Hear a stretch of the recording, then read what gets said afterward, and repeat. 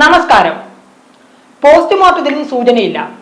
കുട്ടമ്പുഴ പൂയംകുട്ടി വനമേഖലയിൽ കാട്ടാനകൾ കൂട്ടത്തോടെ ചരിഞ്ഞതിന്റെ കാരണം കണ്ടെത്താൻ വനം വകുപ്പ് അധികൃതർ നെട്ടോട്ടത്തിൽ. രാസപരിശോധനാ റിപ്പോർട്ട് ലഭിക്കുന്നതോടെ ഇക്കാര്യത്തിൽ വ്യക്തത വരുത്താനാവുമെന്നാണ് അധികൃതരുടെ പ്രതീക്ഷ.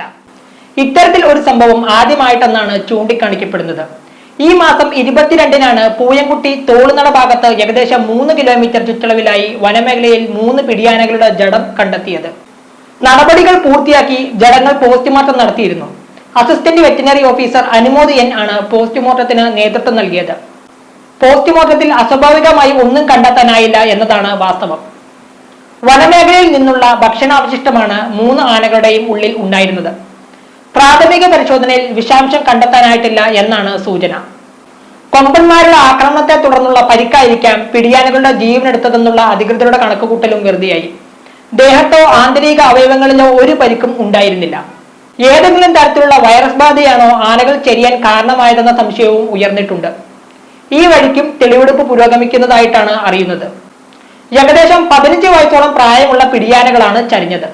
CCF doctor Atal Arash, Malayattoor DFO Gura Srinivas, Kuttampuzha forest range officer Sanjeev എന്നിവരുടെ നേതൃത്വത്തിലാണ് തുടർ നടപടികൾ പുരോഗമിക്കുന്നത്.